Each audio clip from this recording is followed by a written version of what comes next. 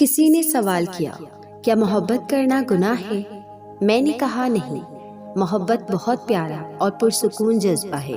یہ گناہ نہیں ہے، بلکہ یہ گناہ ہو ہی نہیں سکتا، کیونکہ جو چیز آپ کو سجدہ کرنا سکھائے، دعا مانگنا سکھائے، یقین رکھنا سکھائے، صبر اور شکر کے آداب سکھائے، وہ کبھی گناہ ہو ہی نہیں سکتی۔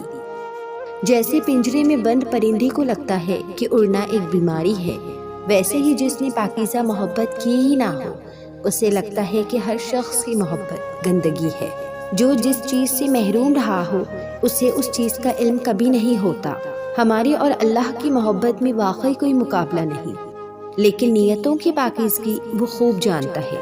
اس کو پتا ہے کہ کس نے کس نیت سے مجھ سے کیا مانگا اور کیوں مانگا۔ لوگ اور حالات اچھے یا برے ہو سکتے ہیں، لیکن محبت کبھی بری نہیں ہوتی۔ یہ تو عطا ہے اس کے لیے جسے خدا چنے۔ پھر اس کا اگلا سوال تھا، میں ایسا کیا کروں کہ میری ہر دعا قبول ہو جائے اور وہ مجھے مل جائے؟ پھر میں نے اسے سمجھایا، شاید کوئی بھی انسان اتنا مضبوط نہیں ہوتا کہ حقیقت کو فوراً تسلیم کر لے، یا ان چیزوں یا ان لوگوں کے پیچھے بھاگنا چھوڑ دے جو ہماری نہیں ہوتی۔ میں بھی ایسے ہی بھاگا کرتی تھی ان چیزوں کے پیچھے جس سے مجھے تکلیف ملتی تھی، جو میری نہیں تھی، مگر پھر بھی دل کہتا تھا اللہ دعا قبول کرنے والا ہے، اس سے مانگوں گی تو وہ نصیب بدل دے گا اور اس سے میرا نصیب بنا دے گا۔ جانتے ہو، محبت کے دو پہلو ہوتے ہیں۔ ایک وہ جب ہم دوسرے سے یہ امید رکھتے ہیں کہ جو ہم چاہتے ہیں وہ ویسا ہی کرے۔ دوسرا پہلو وہ جب ہم اس کی خوشی میں اپنی خوشی تلاش کر لیتے ہیں، شکوے شکایتیں نہیں کرتے۔ میں بھی ایسی ہی تھی، پہلے ضد کرتی تھی اللہ سے کہ مجھے یہ چاہیے، تڑپتی تھی کہ مجھے یہ دے دو۔ اگر وہ چیز مجھے مل بھی جاتی تو بھی میں بے سکون رہتی تھی۔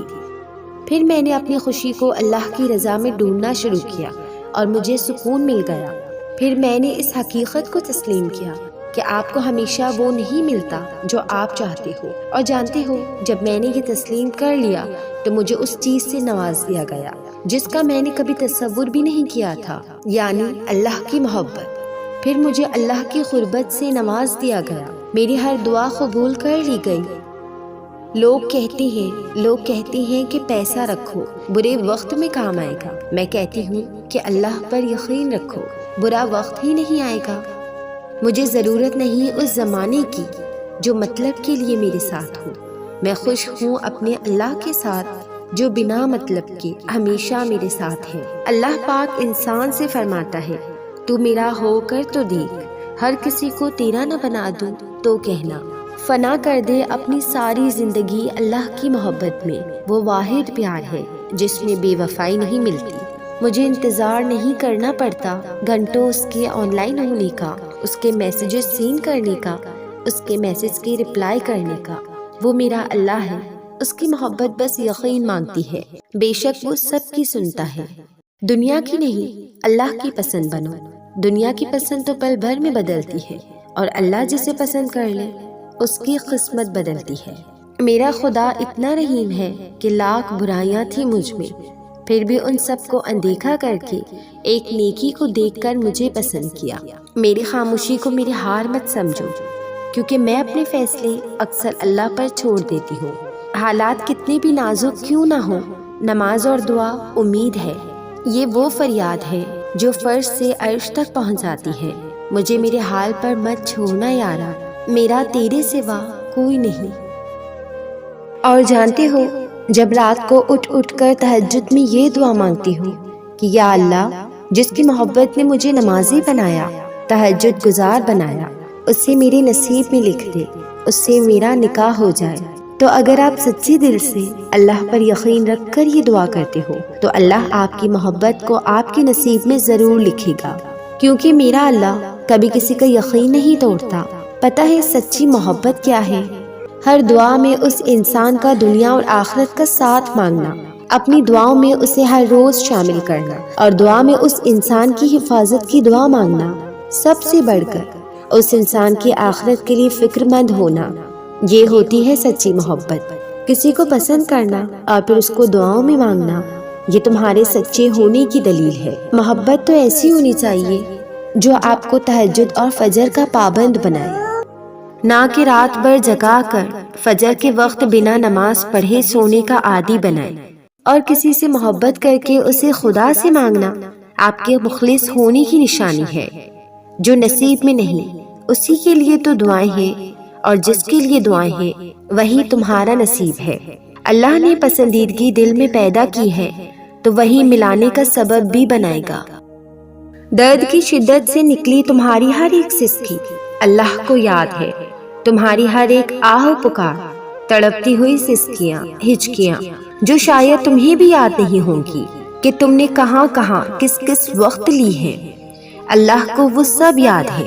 اللہ کو تمہاری ہر اس تکلیف کا پتہ ہے جس سے تم گزر کر آئے ہو یا گزر رہے ہو، اسے سب یاد ہے۔ جب تم وضو اس نیت سے کرتے تھے کہ آج بہت کچھ کہنا ہے اس سے، لیکن سوائے سسکیوں کے منہ سے کچھ نہیں نکل پاتا تھا، جب تم اسے اپنی آواز سے نہیں بلکہ سسکیوں سے پکارتے تھے، جب تمہارے پاس اس کو سسکیوں سے پکارنے کے علاوہ کوئی اور راستہ نہیں ہوتا تھا، جب تم صبر کرتے کرتے تھک گئے تھے، اتنا کہ برداشت نہیں ہوتا تھا، ایک عجیب سی تکلیف تھی دل میں جو کبھی تو کم ہو جاتی اور کبھی پھر سے وہ زخم بتانے لگ جاتا تھا کہ وہ ابھی تک تازہ ہے، جیسے اب اگلی سانس نہیں آئے گی، اگر آئے گی تو حلق میں اٹک جائے گی۔ اسے تمہاری ہر وہ سسکی یاد ہے جو درد کی انتہا میں تم نے لی تھی، سجدوں میں لی، کسی کو اپنا حال بتاتے ہوئے، کسی کو گلے لگا کر لی، اکیلے میں بیٹھ کر لی، یا پھر کسی محفل میں اس کو یاد کر کے لی۔ اس کو معلوم ہے تم نے کون سا وقت کس اذیت میں گزارا ہے، اور ابھی بھی تم کس اذیت سے گزر رہے ہو، کیسے تم نے اکیلے اندھیروں میں بیٹھ کر، جب تمہارے ساتھ چلنے والا کوئی نہیں تھا، تمہارا ہاتھ تھامنے والا کوئی نہیں تھا، جب تم بالکل اکیلے تھے، مکمل ٹوٹ چکے تھے، جس اندھیروں سے تم ڈرتے تھے، جن ویرانیوں سے تم بھاگتے تھے، انہی اندھیروں میں اکیلے بیٹھ کر تم نے اسے سسک سسک کر پکارا تھا۔ تم کس کس چیز کے لیے کب کب اس کے سامنے گڑ گڑائے تھے، اس کو سب یاد ہے، لیکن جو دروازہ وہ اتنے تڑپنے کے بعد بھی نہ کھولے، اس میں تمہاری ہی بھلائی ہے۔ راستہ ضرور دکھائے گا جس پر تم چلنا چاہتے ہو، یا پھر وہ جس پر وہ تمہیں چلانا چاہتا ہے، جس پر وہ تمہیں اپنی مرضی سے لے جانا چاہتا ہے، جسے اس نے صرف تمہارے لیے بنایا ہے۔ جس راستے پر تم چلنا چاہتے ہو وہ وہاں نہ لے گیا تو وہاں ضرور لے جائے گا جس میں اس کی رضا شامل ہوگی، کچھ بہترین راستہ اس نے تمہارے لیے سوچ رکھا ہوگا۔ قرآن پاک کی ایک آیت ہے جس کا ترجمہ ہے، اللہ تمہیں اس سے بڑھ چڑھ کر عطا کرے گا جو تم سے لے لیا گیا ہے۔